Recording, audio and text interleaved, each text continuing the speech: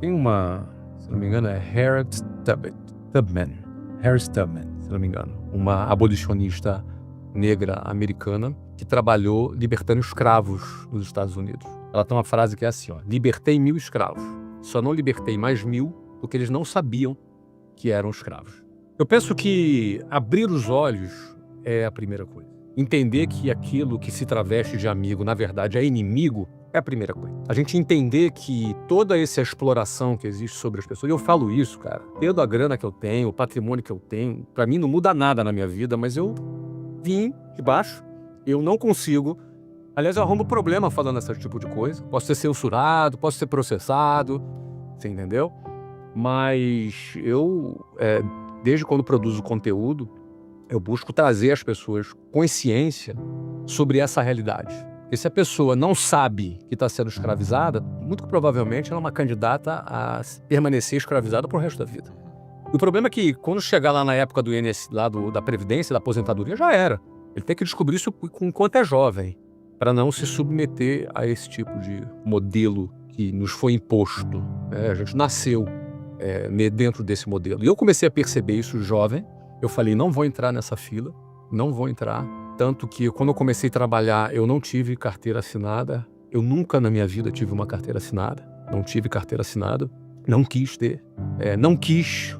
Não, eu simplesmente desprezo todo e qualquer tipo de previdência social que venha do Estado, toda e qualquer garantia, a ilusão de garantia que o Estado supostamente vai me oferecer. Eu simplesmente ignorei isso solenemente na minha vida. E não é porque hoje eu tenho grana. Eu fiz isso quando eu era pobre. Quando você não tinha. Eu fiz isso quando eu era pobre. Porque eu achava balela. Político aparecendo de 4 em 4 anos, fazendo as mesmas promessas de sempre e as pessoas acreditando nas mesmas balelas de sempre. Então, assim, eu ignorei solenemente esse modelo todo. Eu sempre achei balela. E aí, cara, a solução é quando você precisa ter coragem de se desprender disso, porque pensa que toda a manada tá indo em direção do sistema, né? Todo mundo, seus amigos, seus parentes, seus vizinhos, todo mundo tem esse valor. Quantas vezes eu ouvi, mas você não vai ir na sua aposentadoria, como é que vai ser? E se você fica doente? Quantas vezes eu ouvi esse tipo de situação? E eu entendo as pessoas, porque quando você conhece um modelo de vida, qualquer coisa que esteja fora desse modelo, porque esse modelo você aprendeu com teu pai, com a tua mãe, com a tua família, com teus vizinhos, na televisão. Não é fácil você se desprender da manada, não é fácil. Você, quando decide se desprender desse fluxo, você leva um tempo até você ter resultado. E durante esse período, é taxado de maluco, de irresponsável, não é? Porque você não tem um emprego com carteira assinada. Eu nunca quis ter, nunca tive. Teus pais, Flávio, nisso, eles estimulavam o quê? Meus pais me apoiavam muito, no sentido do que eu era um garoto estudioso. Eu fui um cara que venci no sistema acadêmico, sabe, Joel? Eu fui um dos melhores alunos. Eu passei nas melhores faculdades. Então eu não sou um cara recalcado porque eu não consegui passar.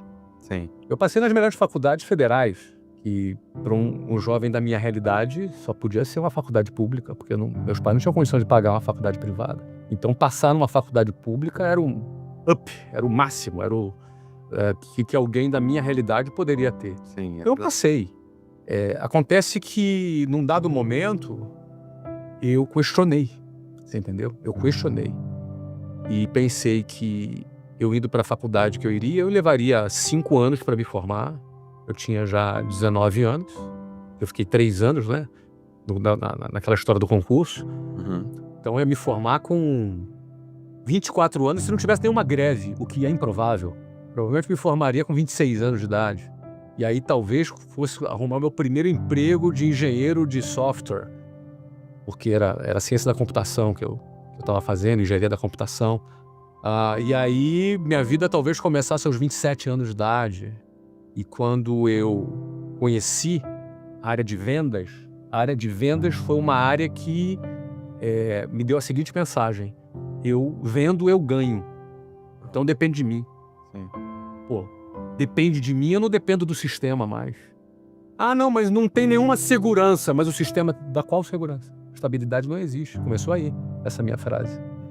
Qual a segurança que o sistema me dá? Segurança de que eu vou arrumar um emprego e no final vou me aposentar pelo INSS? Isso para mim é tenebroso. Isso para mim não é risco, é a certeza de um caminho em que eu vou sucumbir à mediocridade na minha velhice. Não tem como alguém viver bem pelo INSS. Não tem como. Não existe a possibilidade. É porque o topo do INSS... 8 mil reais. 8 mil reais. 8 mil reais é o teto. E a maioria não ganha nem 2 mil reais. É verdade. Então, é isso que eu quero para minha velhice?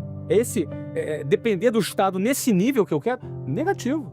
Para mim, o grande risco é você apostar nesse caminho. Então, a aposta desse caminho, para mim, era fora de cogitação. Eu não recebi herança, meus pais não me deram valores, honestidade, palavra, mas não recebi patrimônio de herança.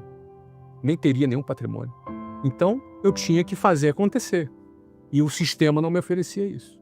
Então, quando eu venci fora do sistema, e aí eu nunca tive carteira assinada, e aí eu venci como vendedor, ganhei dinheiro, cheguei a diretor, mesmo sem registro daquela empresa. Uhum. Aí decidi sair para abrir o meu negócio estourou, explodiu. E aí, de um garoto que morava na boca da favela, e daqui a pouco eu virei um empresário bem-sucedido. Só que eu não consegui me esquecer de onde eu vim, entendeu, João? E não perdi a vontade de contar para as pessoas como é que é. Assim como eu queria que alguém me contasse como é que era, Sim. eu mantive a vontade de contar como é que é. E para mim, revelar, denunciar o inimigo fantasiado de amigo é uma das minhas maiores missões de vida. Mostrar para as pessoas que aquilo que diz que é seguro, na verdade, é uma armadilha. Fazendo uma analogia, você na caverna se desprende, olha, tem a saída, abre e fala, uou, tem uma vida aqui, volta para chamar os prisioneiros. Exatamente. Eles precisam saber que são prisioneiros. Eles não sabem. E aí você tá libertando essas pessoas. O que você ouve de objeção? Tô usando essa palavra das vendas. Qual que é o revés que eles trocam? Fala, não, pelo amor de Deus, isso não funciona pra mim, isso não é pra todo mundo. A maior desilusão é o medo. Pensa o seguinte, o cara tá dentro da caverna. Se ele sai da caverna, ele pode ser devorado por uma fera, por um urso. Sim. Mas se ele fica na caverna, ele vai ter uma vida abaixo da média e ainda vai morrer de fome dentro da caverna. Então, é mais ou menos assim. Na caverna é certeza que ele morre. Fora dela, talvez ele morra. Não tem garantia. Eu não prometo garantia pra ninguém. Sim. Não existe garantia. Essa é boa. Não existe, cara. Ela tá. Não existe garantia. Não existem garantias, cara. Não existem mesmo, cara. Então, assim, eu não dou pro cara uma fórmula, ó, faça isso, saia da caverna, não tem garantia, cara. Agora, existe uma garantia. Se tu ficar, tu morre. Isso é garantido. Não tem garantia, mas você tá no jogo da probabilidade. É mais provável que aqui. Isso. Exatamente. Então é isso, cara. Agora, é pra todo mundo, Joel? Cara, eu acho que todo mundo tem condições, mas a maioria tem medo. Essa é a maior objeção. O medo do desconhecido. As pessoas preferem, na sua grande maioria, abraçar a mediocridade em vez de enfrentar o desconhecido. Mesmo que não seja tão desconhecido assim atualmente.